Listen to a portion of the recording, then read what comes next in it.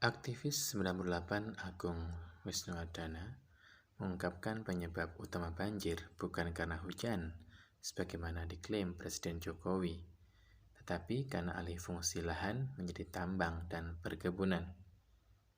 Saya tidak setuju kemudian penyebab utama itu karena hujan. Hujan itu hal biasa, tapi kemudian hujan ini disalahkan, itu persoalan. Persoalan besarnya karena alih fungsi lahan menjadi tambang dan perkebunan dalam jumlah yang sangat masif selama tahun 1990 hingga 2020. Itulah yang menjadi penyebab utama, tuturnya kepada Mediaumat.news Rabu 20 Januari 2021. Ia sependapat dengan apa yang disampaikan Lembaga Penerbangan dan Antariksa Nasional atau LAPAN, di mana LAPAN menyebut bahwa banjir yang terjadi hari ini karena berkurangnya area hutan primer dan sekunder. Data ini semakin diperjelas oleh Kementerian Lingkungan Hidup dan Kehutanan atau KLHK yang mencatat 62,8% dari hutan primer dan sekunder itu sudah berkurang luasannya, ujarnya.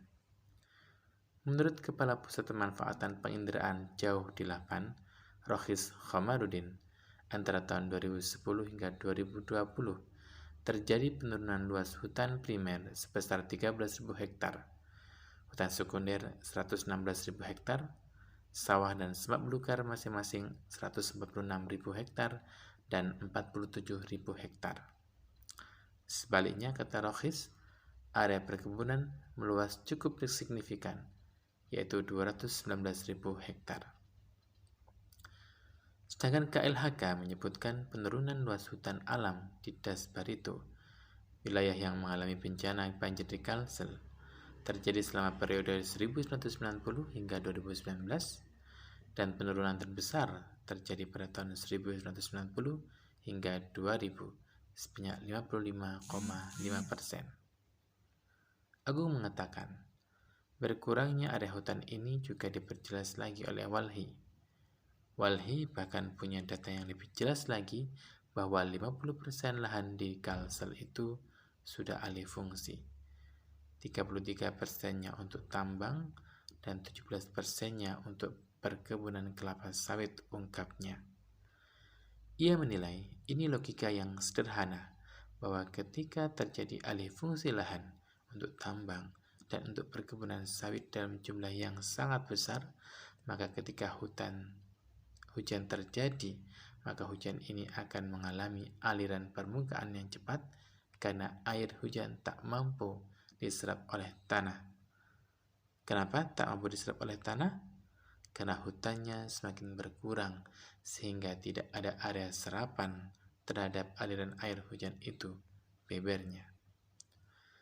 Ketika aliran ini masuk ke tanah, lanjutnya tidak ada hutan dan yang ada tambang sudah beralih fungsinya sehingga terjadi aliran permukaan.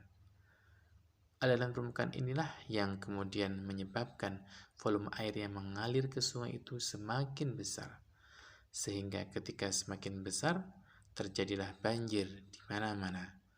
Dan ini logika umum terjadi ketika bicara bencana, ujarnya.